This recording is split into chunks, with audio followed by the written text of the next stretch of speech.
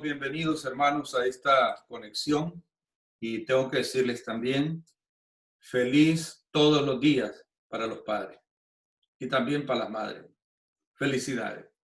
Así, hermanos, vamos a dar inicio al sermón de esta mañana, cuyo título es La esperanza vive porque Jesús vive.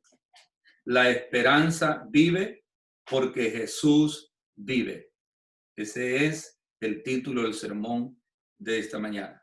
Y siendo prácticos, vayamos a 1 de Pedro, capítulo 1, versículo 3 al verso 5. 1 de Pedro, capítulo 1, versículo 3 al verso 5. Dice así la palabra de Dios.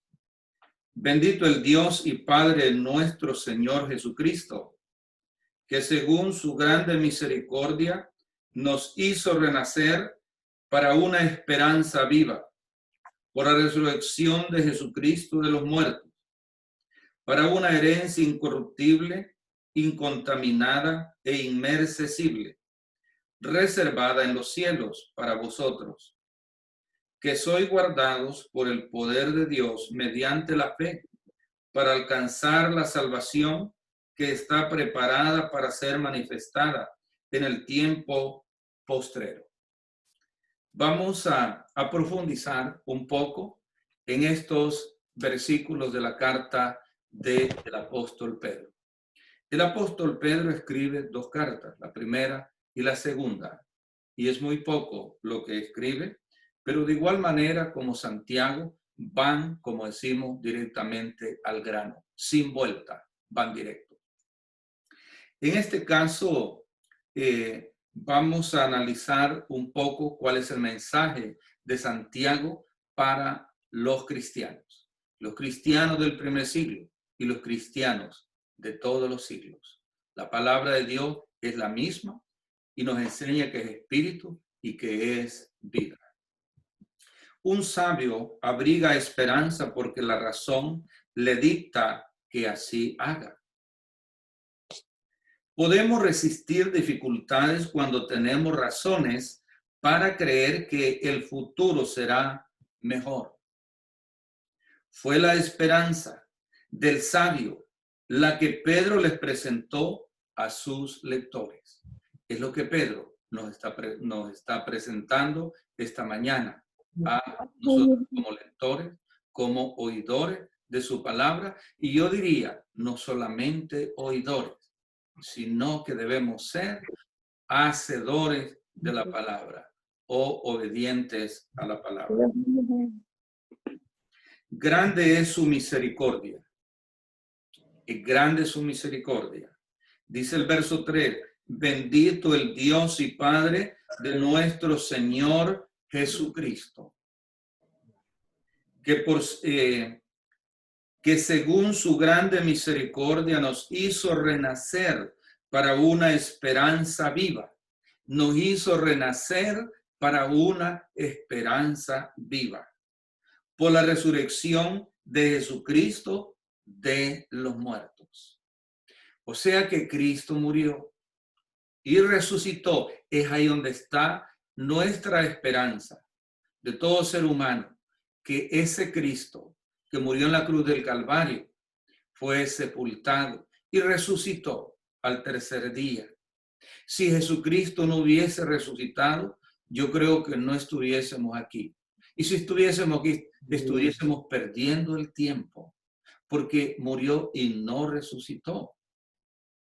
Me hace recordar que en el primer siglo y en todos los siglos ha habido esta clase de personas, o hay esta clase de personas.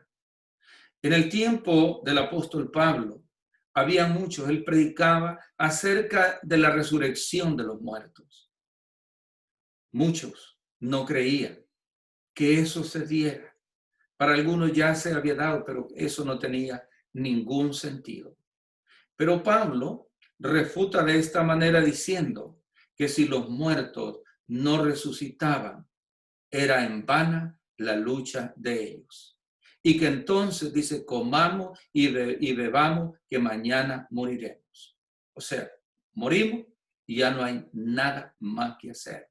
Pero no, el asunto es que, como dice el escritor a los Hebreos 9:27, que establecido está para los hombres que mueran una vez y después el juicio. O sea, con la muerte no termina todo, es el punto. Morimos, pero vamos para una eternidad, ya sea vida eterna o condenación eterna. Pues hay dos lugares eternos. Jesucristo murió y resucitó. Esa es nuestra esperanza y por eso estamos en esta mañana reunidos. Misericordia, dice misericordia. Misericordia es estimación, favor, bendición, regalo, según el léxico griego español. Eso es misericordia. Bendito el Dios y Padre nuestro Señor Jesucristo, que según su grande misericordia nos hizo renacer para una esperanza viva, por la resurrección de Jesucristo de los muertos. Por su misericordia, por su estimación, por su favor, por su bendición, y es un regalo. ¿Cuál es un regalo? Es un regalo la salvación, porque no la merecemos. Pero todo esto se da por misericordia. La primera de Pedro ha sido llamada la epístola de la esperanza. Puede ser que muchos le llamen la epístola o la carta de la esperanza. Y esperanza es lo que se espera, según el léxico. Esperanza es lo que se espera, que usted espera, que yo espero. Espero la vida eterna después de la muerte. O si Cristo viene a traer su iglesia, a recoger su iglesia, bueno, en la transformación la esperanza será algo latente, porque vamos hacia una eternidad. Y es ahí donde se dará el premio, la corona de vida que Pablo ha hablado en una de las cartas a este joven predicador llamado Timoteo. La esperanza cristiana está fuertemente vinculada con el fin de los tiempos, con la manifestación del Señor y con la consumación de todas las cosas. Eso dice Pedro en el versículo 7 del mismo capítulo, primera de Pedro 1:7, dice así: para que sometida a prueba vuestra fe, oiga bien, para que sometida a prueba vuestra fe, mucho más preciosa que el oro, el cual, aunque perecedero, se prueba con fuego, se halla en alabanza, gloria y honra cuando se manifieste, cuando sea manifestado Jesucristo. ¿Cuándo es que Cristo se manifestará? Cuando regrese, cuando venga por segunda vez. Pero cuando Él venga, no pondrá pies en la tierra. Pasará, dice la Biblia, como un lazo de un extremo al otro, como un relámpago. De tal manera que es ahí los que hemos venido estudiando al respecto, es ahí donde se da la transformación, o será la transformación de este cuerpo corruptible a un cuerpo incorruptible. Pedro apeló a la esperanza. ¿De qué manera y cómo? Veamos primera de Pedro 1, versículo 9, versículo 13 y versículo 21. Primera de Pedro, capítulo 1, versículo 9, versículo 13 y versículo 21. Dice así el verso 9: obteniendo el fin de vuestra fe, que es la salvación de vuestras almas. 13. Por tanto, ceñidos los lomos de vuestro entendimiento, sed sobrios y esperad por completo en la gracia que se os traerá cuando Jesucristo sea manifestado, cuando regrese. Verso 21. Y mediante el cual creéis en Dios, quien le resucitó de los muertos y le ha dado gloria, para que vuestra fe y esperanza sean en Dios, para que vuestra fe y esperanza sean en Dios.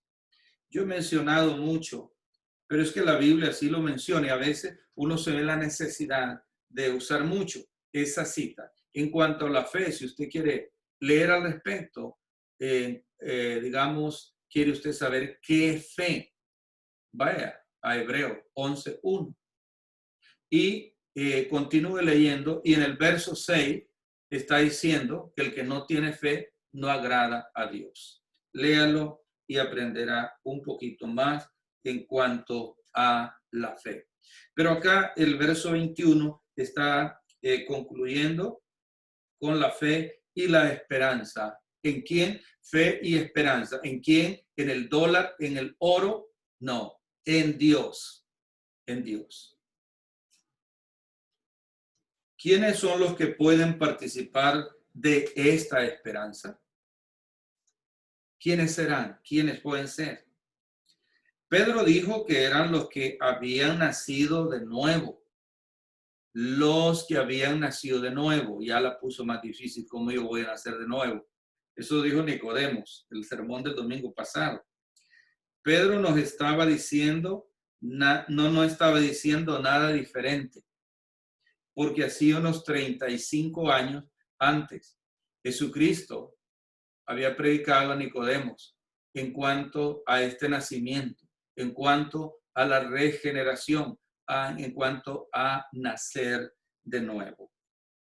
Cuando uno entra en contacto con la sangre de Cristo, es en las aguas del bautismo. Uno nace de nuevo. Uno nace de nuevo. Primera de Pedro 1:23. Primera de Pedro 1:23. Siendo renacidos, no de simiente corruptible, sino de incorruptible, por la palabra de Dios que vive y permanece para siempre. Es la palabra la que nos mueve, la que nos guía a la conversión. Romanos 10:17 dice que la fe viene por el oír la palabra de Dios. Pues ya con un poco de fe nos mueve hacia adelante. Seguimos. Nuestra herencia está ¿a dónde? Muchos dicen que vamos a vivir en la tierra. Bueno, vamos a ver un poquito. Hay muchas citas concernientes a esto mismo. Veamos Primera de Pedro. Aquí mismo ya lo leímos. Capítulo 1, versículo 4. Dice Pedro, para una herencia incorruptible, incontaminada e inmercesible, reservada en los cielos para vosotros. Entonces dice que está reservada en los cielos para vosotros. El versículo 4 en la versión Dios habla hoy.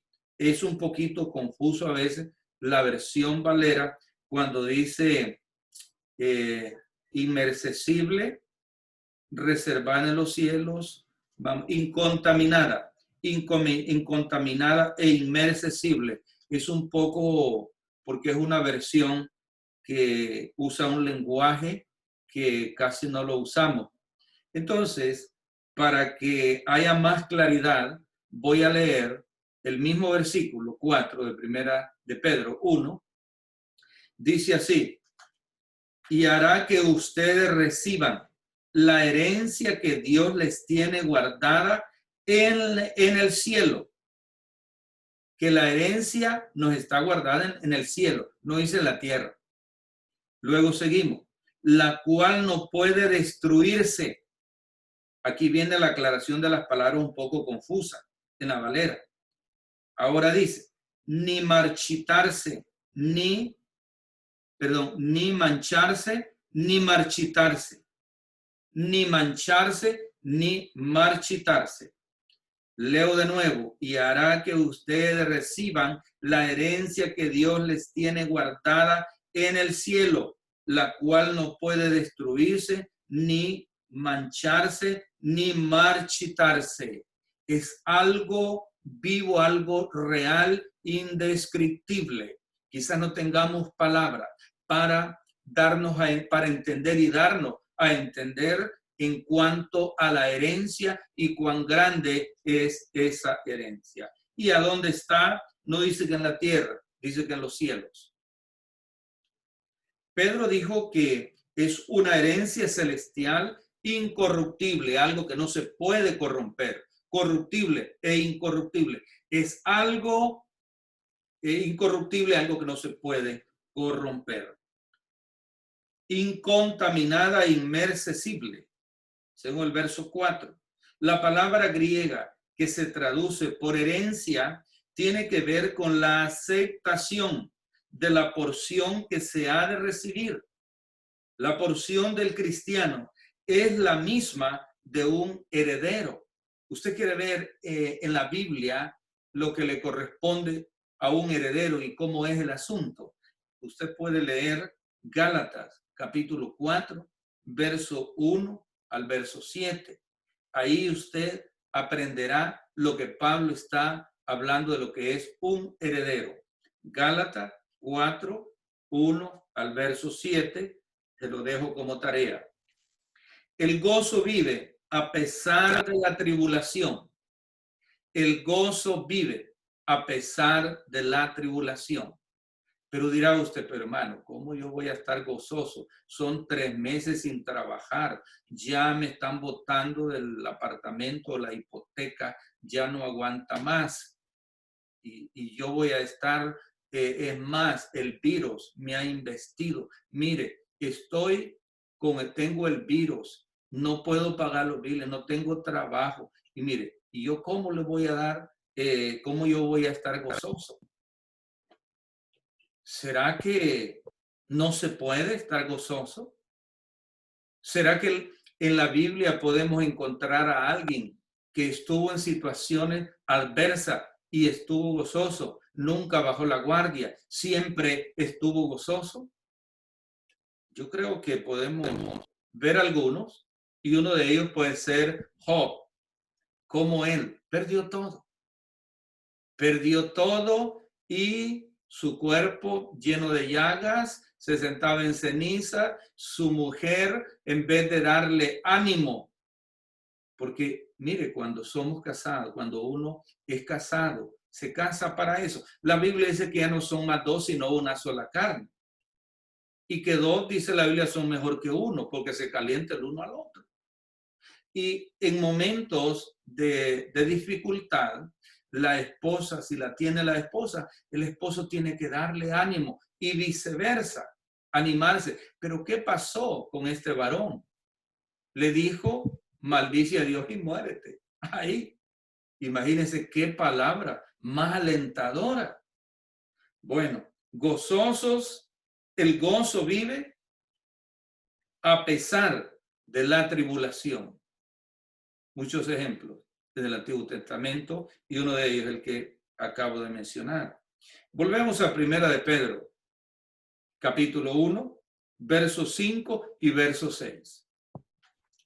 Que sois guardados por el poder de Dios mediante la fe. Mire, dice que Dios nos guarda por la fe.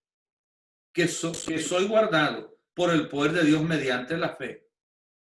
Entonces, nos tira otra vez a Hebreos 11:6. Pero sin fe es imposible agradar a Dios, porque es necesario que el que a Dios se acerca crea que le hay y que es galardonador de los que le buscan. Mire, Dios es buena paga. Dios es puntual en sus promesas, en todos sus compromisos con sus hijos. Pero muchas veces nosotros, como seres humanos, tantito nos da una situación ahí que tambaleamos, como diría en otras ocasiones, a la hora de los tiros no hallamos a dónde meternos. Y Dios, es que se me olvidó clamar. Y nos acordamos de Dios hasta cuando ya estamos a salvo, pero al rato. Ya pasó 1 hora, 2, 3 horas. ¿Y a dónde estaba Dios? Bueno, Dios ahí estaba siempre. Ahí estaba.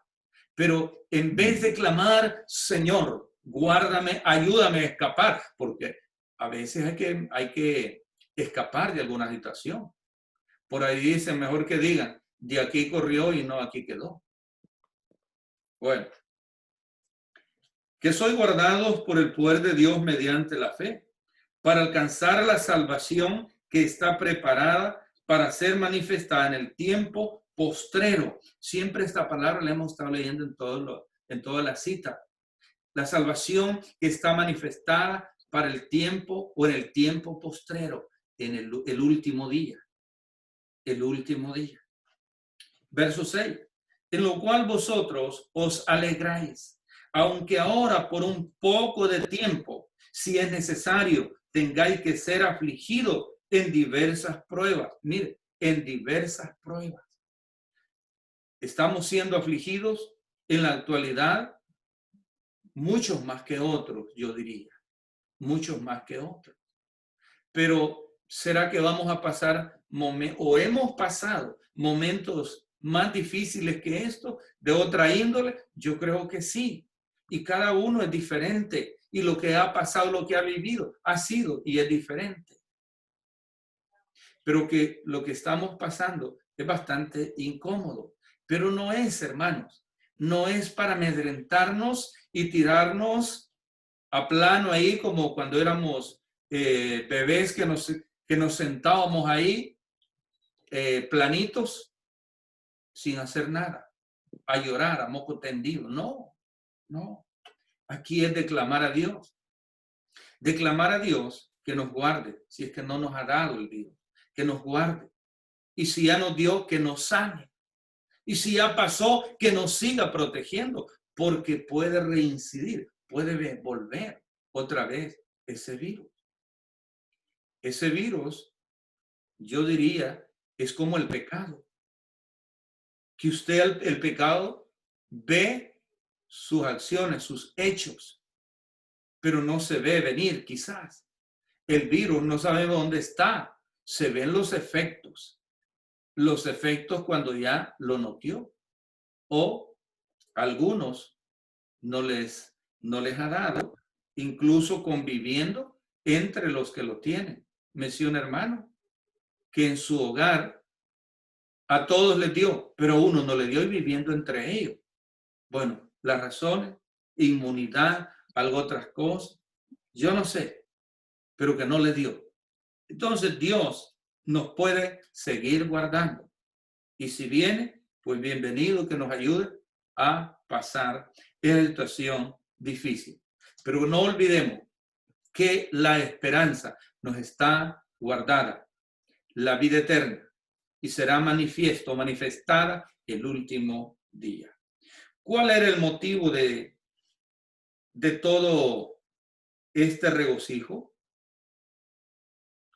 Lo que Pedro expresó, en esencia, él dijo, de Dios o que Dios os ama, y vosotros habéis llegado a amarle. Él os ha dado su vida para redimirnos del pecado. Él nos ha dado su vida para redimirnos del pecado. Y pecado es transgresión, culpa, falta, según el léxico. Transgresión, culpa, falta. No hay duda de que Cristo nos da, que vivamos la mejor vida posible en este mundo. ¿Cuál será la mejor vida posible para un ser humano en este mundo? Pero de una manera como lo hace es siguiendo nuestros pensamientos en dirección de lo eterno. Ahí ya cambia. ¿Y qué cita nos ayudaría para redondear esta idea? Pongamos otra vez, Primera de Pedro, capítulo 2, versículo 12. Dice, manteniendo vuestra buena manera de vivir entre los gentiles, para que en lo que murmuran de vosotros como malhechores, glorifiquen a Dios en el día de la visitación, al considerar vuestras buenas obras. Bueno, la visitación es el día en el que Dios nos pedirá cuenta, dice otra versión. En el día de la visitación, en el día que Dios nos pedirá cuentas a cada uno. Porque ese día usted y yo daremos cuenta. Yo no voy a dar cuentas de alguien más, yo voy a dar cuenta de mi persona, lo que hice en esta tierra. Usted igual dará cuenta de lo que hizo. Ahorita usted puede decir muchas cosas. Uno puede ser, yo no soy miembro de ningún grupo religioso, porque todos son hipócritas. Alguien decía, pues venga usted porque falta uno más. Y así sucesivamente. Otros no están en nada. Y así, mire, muchos comentarios negativos. Pues déjeme decirle que el día del juicio, cuando usted y yo demos cuenta, no va a tener esos argumentos, no van a ser válidos esos argumentos. Será lo que usted hizo nada más. Es como un ejemplo, cuando estamos en los estudios, que varios hermanos se me van lejísimo. Yo le digo, no. Ese es otro tema, encasillémonos en el tema a donde estamos. No podremos, no será válido el día del juicio final traer argumento. Es que, Señor, yo no me convertí porque un compañero de trabajo era más hipócrita y yo me consideraba más limpio que él. Señor, yo no me convertí porque mi marido, mi mujer eran terribles y no salían de la iglesia. Es más, hasta barrían el piso con unas grandes naguas. Y mire, es más, usaban hasta una chalinita ahí y mire, y es que decían estar llenas o llenos del Espíritu Santo y hacían cuantas cosas. No va a valer. Usted es usted, yo soy yo. Y delante de Dios somos responsables por nuestras buenas o malas acciones. Manteniendo buena vuestra manera de vivir entre los gentiles. ¿Quiénes eran los gentiles? Los que no eran judíos, ubicándonos en ese tiempo cuando Pedro escribe esta carta. ¿Qué dirían los gentiles de los judíos? Pues un montón de cosas. Pero acá dice, manteniendo buena vuestra manera de vivir entre los gentiles. Le dice aquí a los judíos, a los cristianos judíos y a los gentiles convertidos también. Para que en lo que murmuran de vosotros como de malhechores, aquí está lo que he venido mencionando, mira que es de aquí, que allá, bla, bla, glorifiquen a Dios en el día de la visitación, en el último día, al considerar vuestras buenas obras, O sea, que si hemos sido malas personas al venir a los pies de Cristo, pues si hemos nacido de nuevo, como le dijo Cristo a Nicodemo, entonces estamos en el proceso de la regeneración. Hemos sido reconciliados a través de Cristo con el Padre. Si nos mantenemos en pie de lucha, luchando cada día, aún vengan las adversidades que vengan, estaremos con Cristo, como dijera Pablo. Si Dios con nosotros, ¿quién contra nosotros? Si tenemos a Dios en nuestros corazones, así vengan 20 virus más, bienvenidos sean. Y si nos vamos de esta vida, pues hombre, aquí estamos, vamos a morir un día. Yo les dije, cité hace rato, y lo vuelvo a decir para que memorice esta cita. Hebreos 9:27. Establecido está para los hombres que mueran una vez y después el juicio. Vamos a morir. Si este virus no nos arrastra a la muerte, posible vengan 20 más, que uno de ellos nos va a arrastrar a la muerte, pues bienvenida sea. Lo importante es que estemos en comunión con Dios. Truene, llueve, tiemble, haya lo que haya, estamos con Dios. Tenemos que morir tarde o temprano. Tenemos que morir. Y lo importante es que estemos en comunión y que la muerte, o cuando la muerte venga, nos encuentre en comunión con Dios y nos pondrá en los brazos del Señor para recibir ese último día, la corona que Pablo ha mencionado a Timoteo en una de las 2 cartas. Concluyendo esta breve meditación, la esperanza viva a la cual habéis sido llamados a través de la resurrección de Jesucristo era más que suficiente para contrarrestar cualquier padecimiento. La esperanza y la promesa eran causa para que ellos pudieran tener un gozo, el cual no podía ser empañado por los obstáculos del mundo o los obstáculos de la vida, cuales fueran. Antes de concluir, me gustaría, amigo, amiga, si usted quiere tener esa fe, esa esperanza de la vida eterna, pues para ello hay que hacer algo.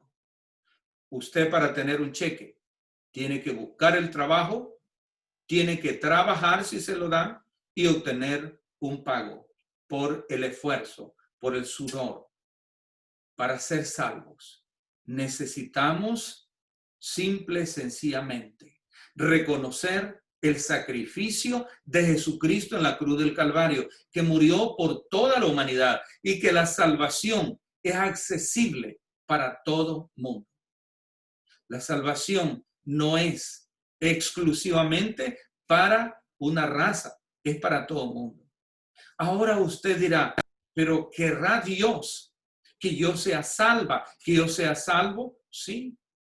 Pero ¿a dónde dice eso la Biblia? 1 Timoteo 2:4, déjeme leerlo y tome nota usted. Son citas bien básicas. 1 Timoteo capítulo 2, verso 4. ¿Cuál es la voluntad de Dios? Dice acá, el cual quiere que todos los hombres sean salvos y vengan al conocimiento de la verdad.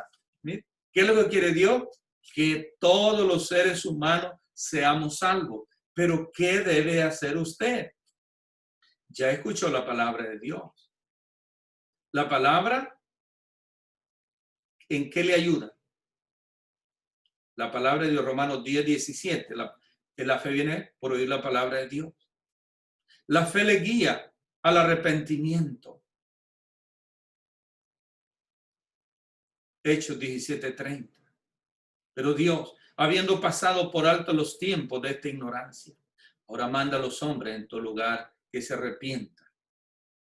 Y el verso 30, el verso que sigue, 32, dice, por cuanto ha establecido un día en el cual juzgará al mundo con justicia, lo que yo he estado comentando, por aquel varón a quien designó, dando fe con haberle levantado a los muertos. Jesucristo resucitó por el poder del Padre.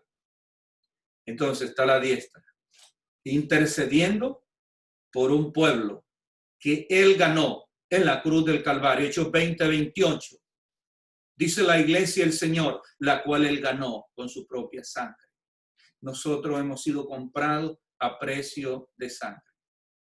Usted necesita manifestar que cree que Cristo es el Hijo de Dios, confesar que cree que Cristo es el Hijo de Dios y ser bautizado para el perdón de los pecados. En inmersión tiene que ser sumergido. Jesucristo murió, fue sepultado, resucitó al tercer día para vivir una vida nueva. Usted tiene que ser sumergido en las aguas del bautismo, sumergido, y luego, así como Cristo fue sepultado y resucitó, usted al salir del agua es una nueva criatura. Y para cerrar, 2 Corintios 5:17, dijo Pablo, de manera que si alguno está en Cristo, nueva criatura es. Y aquí todas las cosas viejas pasaron, usted ha sido regenerado, nacido de nuevo y tiene la esperanza de la vida eterna.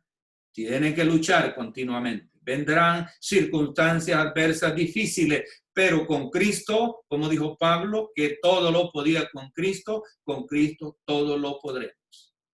Todo lo podemos. Así, mis estimados amigos y hermanos, que el Señor les bendiga grandemente y que sea la palabra de Dios.